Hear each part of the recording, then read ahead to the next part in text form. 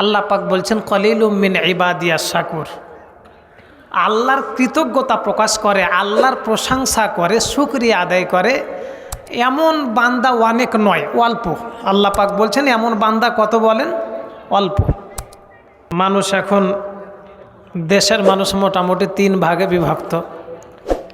1 ভাগ পালিয়ে গেছে আর 2 ভাগ আছে। 2 ভাগের ভিতরে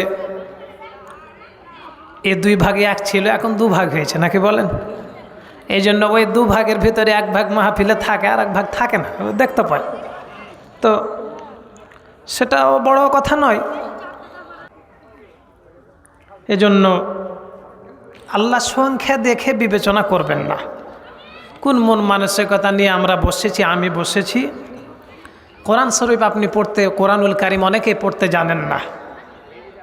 এখানে বসেই কোরআনুল কারিমের 2টা আয়াত অলরেডি তেলাওয়াত হয়ে গেছে। কয়টা বলেন? 2টা।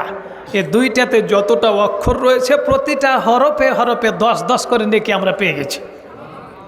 এ বসা মাত্রই হচ্ছে না বলেন? সওয়াব হচ্ছে। কাজী কেউ যদি মনে করে আমি গেলে আমার ধর্মের আঘাত না লাগলে আমার রাজনৈতিক আঘাত লাগবে জন্য যাব না, তাহলে হরফের নেকিটা অন্তত বঞ্চিত হবে, নাকি বলেন? অবশ্য হবে। কিন্তু এজন্য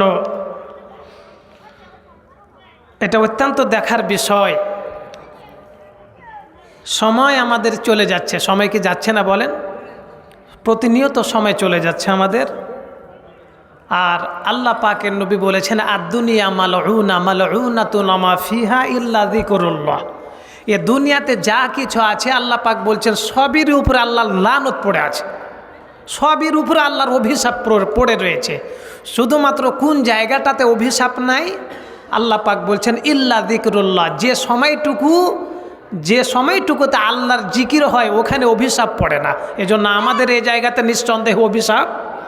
কিন্তু দোকানে যারা রাজনৈতিক আলাপ করছে এখন কি বা এটা ওটা, ওখানে কিন্তু অভিশাপ পড়তেছে, ঠিক কিনা বলেন?